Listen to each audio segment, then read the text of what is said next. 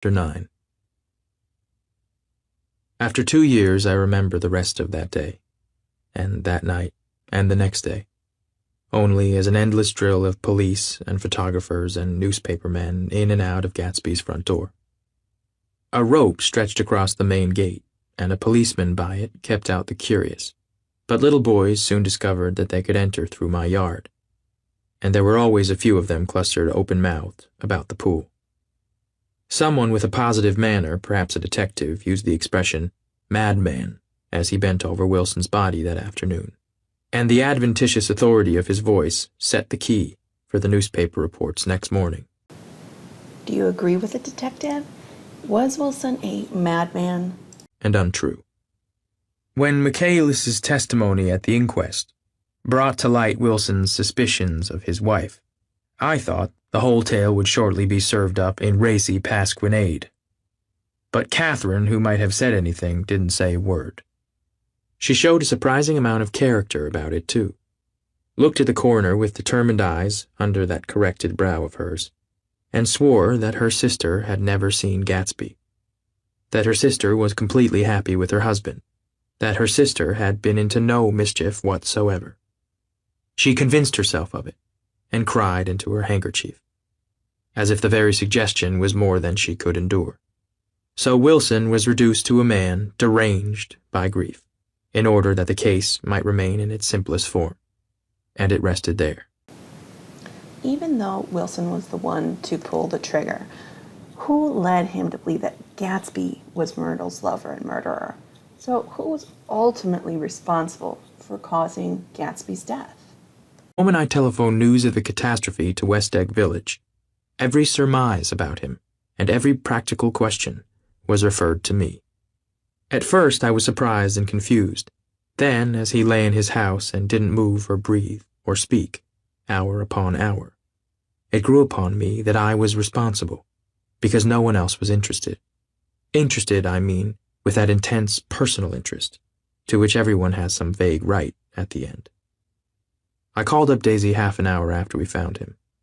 Called her instinctively and without hesitation. But she and Tom had gone away early that afternoon and taken baggage with them. Left no address? No. Say when they'd be back? No. Although Gatsby had surrounded himself with people, no one cared enough to plan for his funeral except for Nick.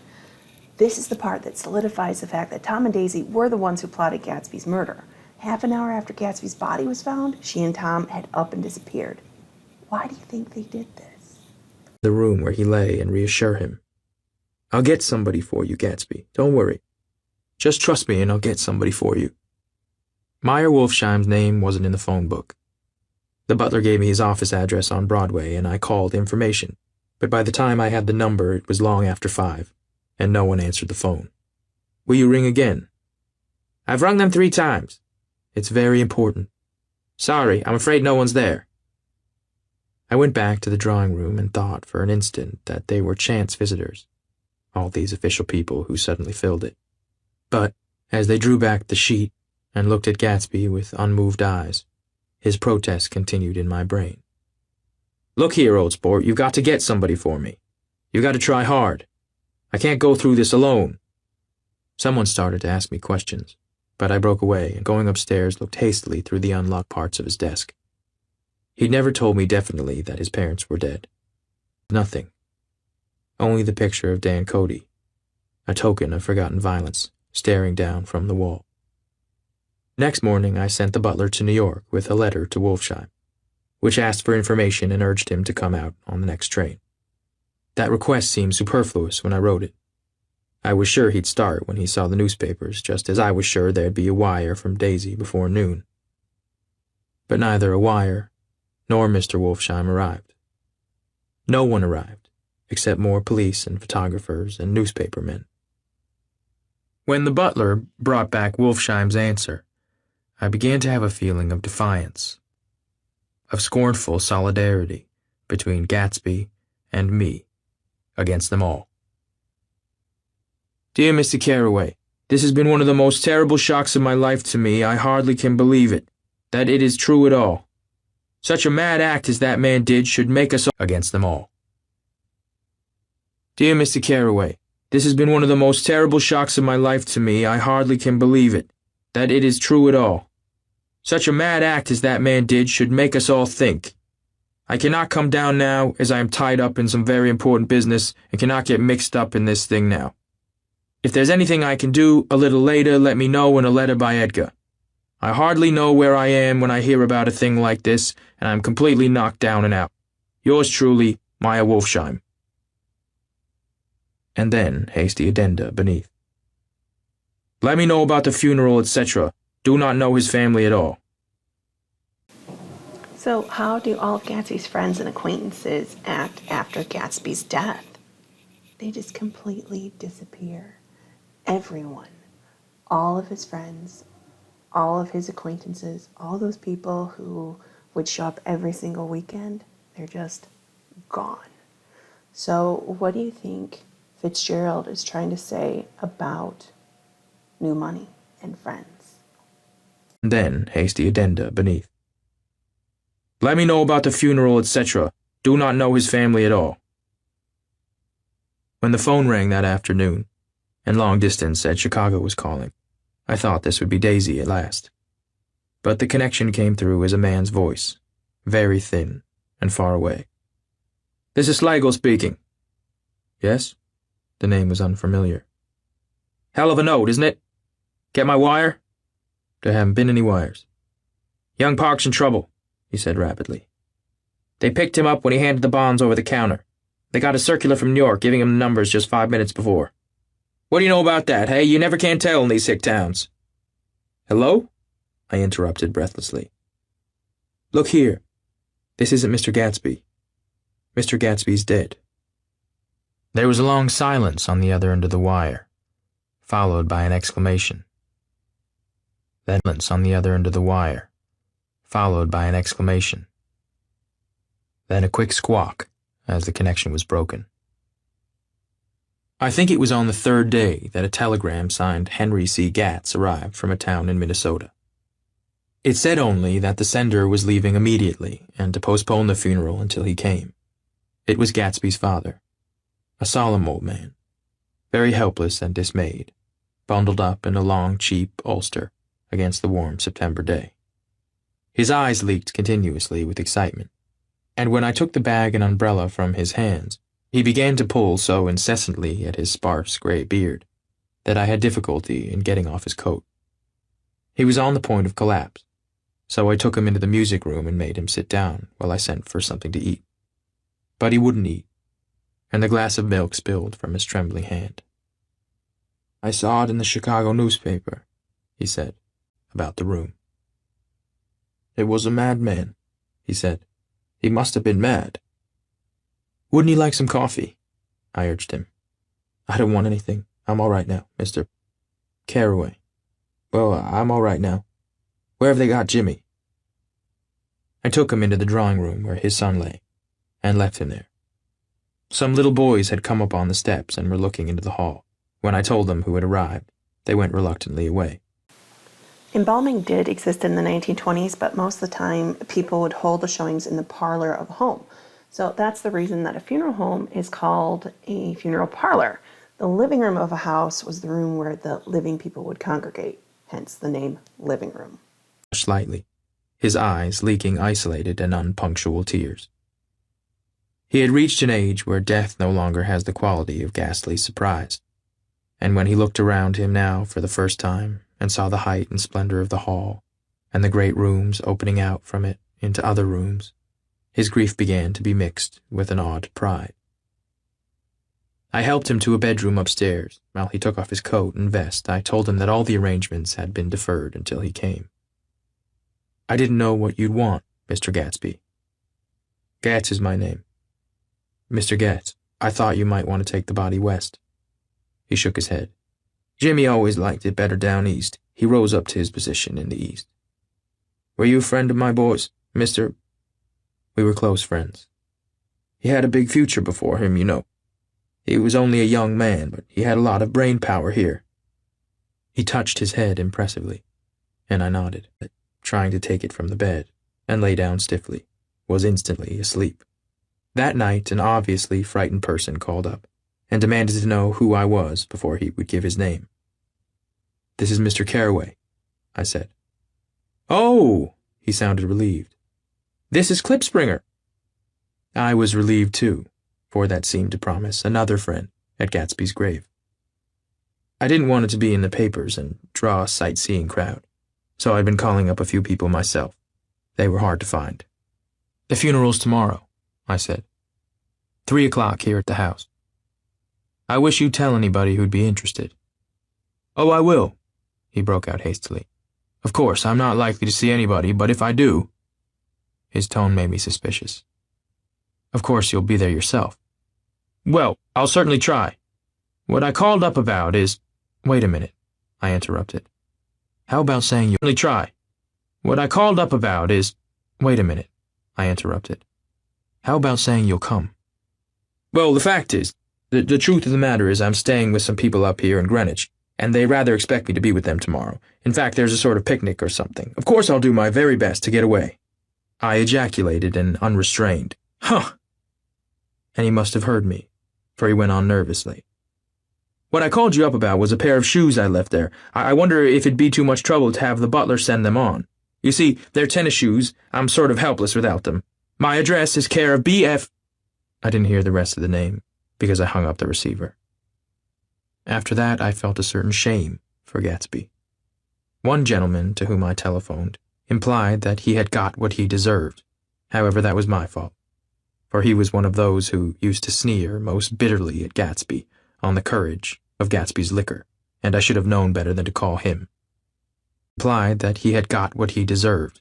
However, that was my fault, for he was one of those who used to sneer most bitterly at Gatsby on the courage of Gatsby's liquor, and I should have known better than to call him. The morning of the funeral, I went up to New York to see Meyer Wolfsheim. I couldn't seem to reach him any other way. The door that I pushed open on the advice of an elevator boy was marked the Swastika Holding Company, and at first there didn't seem to be anyone inside. But when I shouted, "Hello," several times in vain. Okay, yes, this is a controversial name for us to read. Remember that this book was written in the 1920s, before Hitler came to power in Germany. Remember that Wolfsheim is Jewish. Knowing what we know now, what's the irony of this name? Swastika Holding Company, and at first there didn't seem to be anyone inside. But when I shouted, "Hello," several times in vain, an argument broke out behind a partition, and presently a lovely Jewess appeared at an interior door and scrutinized me with black, hostile eyes. "Nobody's in," she said. "Mr. Wolfsheim's gone to Chicago." The first part of this was obviously untrue, for someone had begun to whistle The Rosary tunelessly inside. "Please say that Mr. Carraway wants to see him." "Well, I can't get him back from Chicago, can I?" At this moment a voice, unmistakably Wolfsheim's, called, "Stella!" from the other side of the door. "Leave your name on the desk," she said quickly. "I'll give it to him when he gets back." "But I know he's there." She took a step toward me and began to slide her hands indignantly up and down her hips. "You young men think you can force your way in here any time," she scolded up and down her hips. "You young men think you can force your way in here any time," she scolded. "We're getting sick and tired of it. When I say he's in Chicago, he's in Chicago." I mentioned Gatsby. "Oh," she looked at me over again. "Well, what's your name?" She vanished. In a moment, Meyer Wolfsheim stood solemnly in the doorway, holding out both hands. He drew me into his office, remarking in a reverent voice that it was a sad time for all of us, and offered me a cigar. "My memory goes back to when I first met him," he said. "A young major just out of the army, and covered over with medals he got in the war. He was so hard up, he had to keep on wearing his uniform because he couldn't buy some regular clothes. First time I saw him was when he came into Weinbrenner's pool room at 43rd Street and asked for a job. He hadn't eaten anything for a couple of days. 'Come on, have some lunch with me,' out of the gutter. I saw right away he was a fine-appearing, gentlemanly young man, and when he told me he was in Oxford, I knew I could use him good. I got him to join up in the American Legion, and he used to stand high there. Right off he did some work for a client of mine up in Albany. We were so thick like that, in everything." He held up two bulbous fingers. Always together. I wondered if this partnership had included the World Series transaction in 1919. Now he's dead, I said after a moment. You were his closest friend, so I know you want to come to his funeral this afternoon. I'd like to come. Well, come then. The hair in his nostrils quivered slightly, and as he shook his head, his eyes filled with tears. I can't do it. Can't get mixed up in it, he said. If a friend of mine died, no matter how, I stuck with them till the end. You may think that's sentimental, but I mean it. To the bitter end. Wow, not even Gatsby's closest friend will come to his funeral. He was determined not to come. So I stood up. Are you a college man? He inquired suddenly. For a moment I thought he was going to suggest a connection, but he only nodded and shook my hand. Let us learn to show our friendship for a man when he is alive and not after he is dead, he suggested. After that, my own rule is to let everything alone. When I left his office, the sky had turned dark, and I got back to West Egg in a drizzle. After changing my clothes, I went next door and found Mr. Gatz walking up and down excitedly in the hall.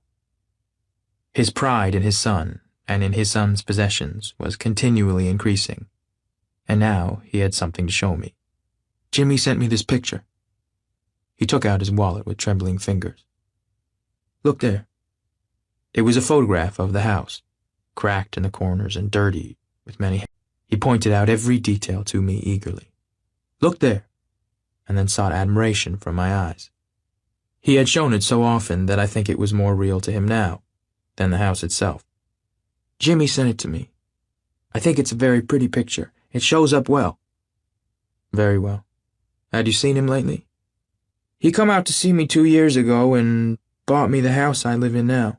Of course, we was broke up when he run off from home, but I see now there's a reason for it.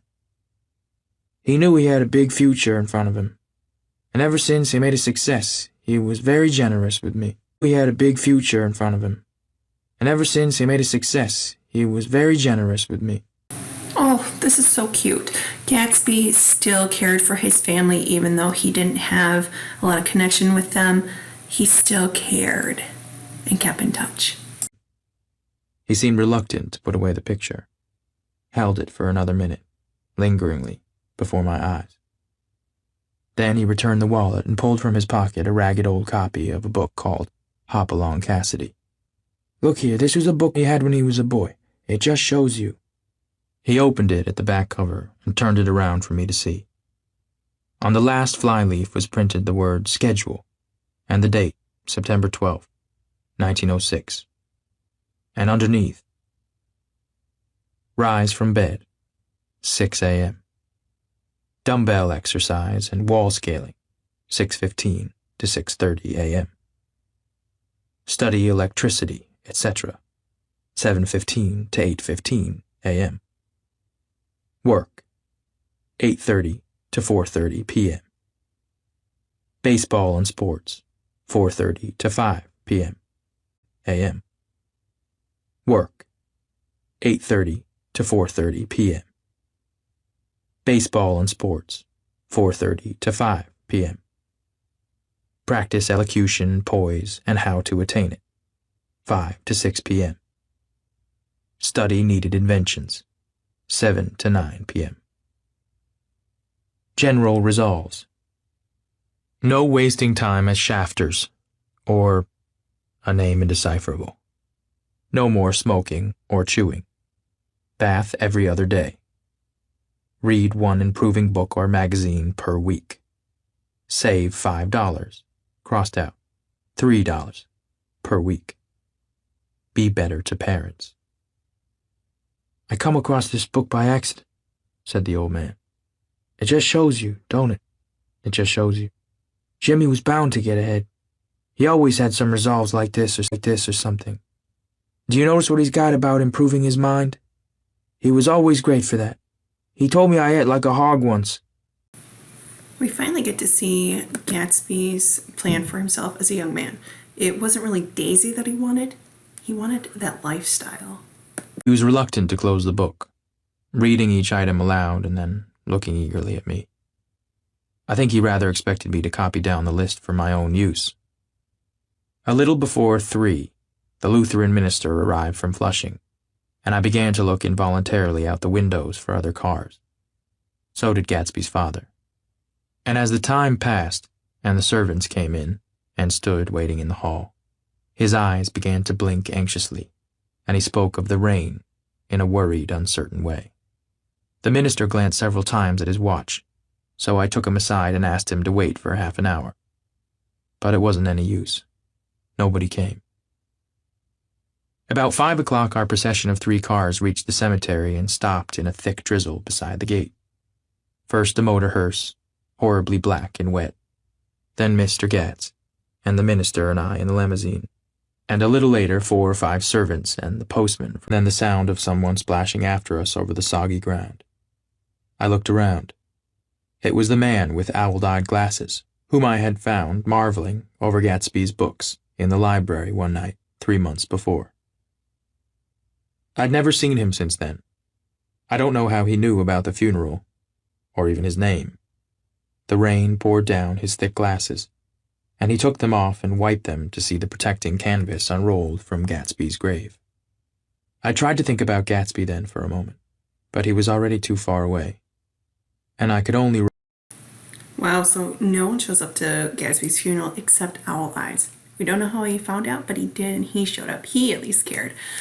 So, talking about Daisy, remember in Chapter 7 that Daisy said she loved Gatsby, but she didn't come to the funeral, and she didn't even send flowers. What does this say about her? I heard someone murmur, "Blessed are the dead that the rain falls on." And then the owl-eyed man said, "Amen to that," in a brave voice. We straggled down quickly through the rain to the cars. Owl Eye spoke to me by the gate. "I couldn't get to the house," he remarked. Neither could anybody else. "Go on," he started. "Why, my God, they used to go there by the hundreds." This next part here is going to be Nick remembering what life was like in the Midwest. Now remember that every single major character in The Great Gatsby, even though it's set in New York, they're from the Midwest. One of my most vivid memories is of coming back west from prep school and later from college at Christmas time. Those who went farther than Chicago would gather in the old dim Union Station at 6 o'clock of a December evening with a few Chicago friends, already caught up into their own holiday gaieties, to bid them a hasty goodbye. I remember the fur coats of the girls returning from Miss This or That's, and the chatter of frozen breath, and the hands waving overhead as we caught sight of old acquaintances, and the matchings of invitations. "Are you going to the Ordways, the Hershey's, the Schultz's?" and the long green tickets clasped tight in our gloved hands. And last, the murky yellow cars of the Chicago, Milwaukee, and St. Paul Railroad, looking cheerful as Christmas itself on the tracks beside the gate. When we pulled out into the winter night, and the real snow, our snow, the gate. When we pulled out into the winter night, and the real snow, our snow, began to stretch out beside us and twinkle against the windows, and the dim lights of small Wisconsin stations moved by, a sharp wild brace came suddenly into the air. We drew in deep breaths of it as we walked back from dinner, through the cold vestibules, unutterably aware of our identity with this country for one strange hour, before we melted indistinguishably into it again. That's my Middle West. Not the wheat, or the prairies, or the lost Swede towns, but the thrilling returning trains of my youth, and the street lamps and sleigh bells in the frosty dark, and the shadows of holly wreaths thrown by lighted windows on the snow. I am part of that, a little solemn with the feel of those long winters, a little complacent from growing up in the shadows of holly wreaths thrown by lighted windows on the snow. I am part of that, a little solemn with the feel of those long winters, a little complacent from growing up in the Caraway house, in a city where dwellings are still called through decades by a family's name. I see now that this has been a story of the West. After all, Tom and Gatsby, Daisy and Jordan and I, we're all Westerners, and perhaps we possess some deficiency in common which made us subtly unadaptable to Eastern life. Even when the East excited me most, even when I was most keenly aware of its superiority to the bored, sprawling, swollen towns beyond the Ohio, with their interminable inquisitions, which spared only the children and the very old, even then, it had always, for me, a quality of distortion. West Egg, especially, still figures in my more fantastic dreams. I see it as a night scene by El Greco, 100 houses at once conventional and grotesque. West Egg, especially, still figures in my more fantastic dreams. I see it as a night scene by El Greco, 100 houses at once conventional and grotesque, crouching under a sullen, overhanging sky and a lustreless moon. In the foreground, 4 solemn men in dress suits are walking along the sidewalk with a stretcher on which lies a drunken woman in a white evening dress. Her hand, which dangles over the side, sparkles cold with jewels. Gravely, the men turn in at a house, the wrong house. But no one knows the woman's name, and no one cares. After Gatsby's death, the East was haunted for me like that, distorted beyond my eyes' power of correction. So when the blue smoke of brittle leaves was in the air, and the wind blew the wet laundry stiff on the line, I decided to come back home, order, and not just trust that obliging and indifferent sea to sweep my refuse away. I saw Jordan Baker, and talked over and around what had happened to us together, and what had happened afterward to me, and she lay perfectly still. Nick now wants to escape the East. But one last thing that Nick does before leaving is to officially break up with Jordan, something that he didn't do with his quote-unquote fiancée before he moved east. So where was this foreshadowed earlier in the book? She was dressed to play golf, and I remember thinking she looked like a good illustration, her chin raised a little jauntily, her hair the color of an autumn leaf, her face the same brown tint as the fingerless glove on her knee. When I had finished, she told me without comment that she was engaged to another man. I doubted that, though there were several she could have married at a nod of her head. But I pretended to be surprised. For just a minute I wondered if I wasn't making a mistake. Then I thought it all over again quickly and got up to say goodbye. "Nevertheless, you did throw me over," said Jordan suddenly. "You threw me over on the telephone. I don't give a damn about you now, but it was a new experience for me, and I felt a little dizzy for a while." We shook hands. "Oh, and do you remember," she added, "a conversation we had once about driving a car?" "Why, not exactly."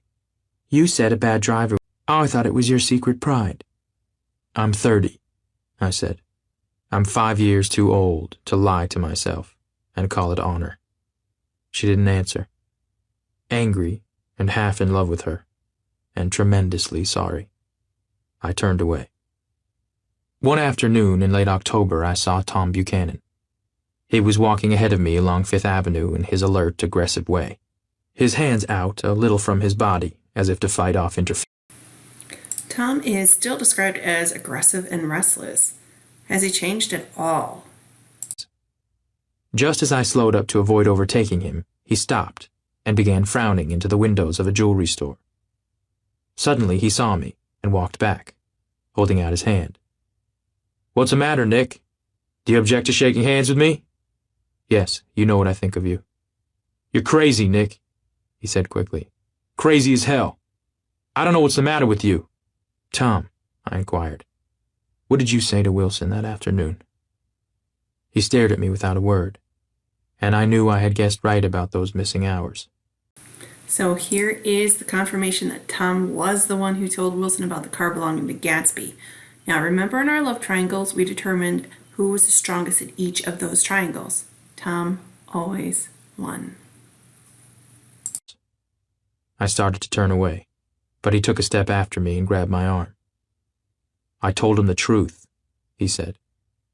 "He came to the door while we were getting ready to leave. and when I sent down word that we weren't in, he tried to force his way upstairs. He was crazy enough to kill me if I hadn't told him who owned the car. His hand was on a revolver in his pocket every minute he was in the house. He broke off defiantly. What if I did tell him? That fellow had it coming to him. He threw dust into your eyes, just like he did in Daisy's. But he was a tough one. He ran over Myrtle like he'd run over a dog and never even stopped his car. There was nothing I could say, except the one unutterable fact that it wasn't true. And if you think I didn't have my share of suffering, look here. Here, Tom is trying to justify his execution of Gatsby. He knew what he was doing and he didn't care. Now he's lying to make himself look better. There was nothing I could say, except the one unutterable fact that it wasn't true. And if you think I didn't have my share of suffering, look here. When I went to give up that flat and saw that damn box of dog biscuits sitting there on the sideboard, I sat down and cried like a baby. By God, it was awful. I couldn't forgive him or like him, but I saw that what he had done was, to him, entirely justified. It was all very careless and confused. They were careless people, Tom and Daisy. They smashed up things and creatures and then retreated back into their money or their vast carelessness, or whatever it was that kept them together, and let other people clean up the mess they had made. I shook hands with him. It seemed silly not to, for I felt suddenly as though I were talking to a child. Then he went into the jewelry store to buy a pearl necklace, or perhaps only a pair. Do you agree with this description of Tom and Daisy as careless people who smash up things and creatures? Why or why not? Is Daisy also to blame? Look back at our love triangle before answering and see who's left alive. I shook hands with him. It seemed silly not to, for I felt suddenly as though I were talking to a child. Then he went into the jewelry store to buy a pearl necklace, or perhaps only a pair of cuff buttons, rid of my provincial squeamishness forever. Gatsby's house was still empty when I left. The grass on his lawn had grown as long as mine. One of the taxi drivers in the village never took a fare past the entrance gate without stopping for a minute and pointing inside. Perhaps it was he who drove Daisy and Gatsby over to East Egg the night of the accident, and perhaps he had made a story about it all his own. I didn't want to hear it, and I avoided him when I got off the train. I spent my Saturday nights in New York, because those gleaming, dazzling parties of his were with me so vividly that I could still hear the music and the laughter, faint and incessant, from his garden, and the car and the laughter, faint and incessant, from his garden, and the cars going up and down his drive. One night I did hear a material car there, and saw its lights stop at his front steps. But I didn't investigate. Probably it was some final guest who had been away at the ends of the earth and didn't know that the party was over.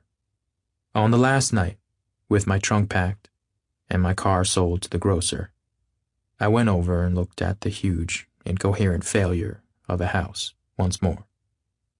On the white steps, an obscene word, scrawled by some boy with a piece of brick, stood out clearly in the moonlight, and I erased it, drawing my shoe raspingly along the stone.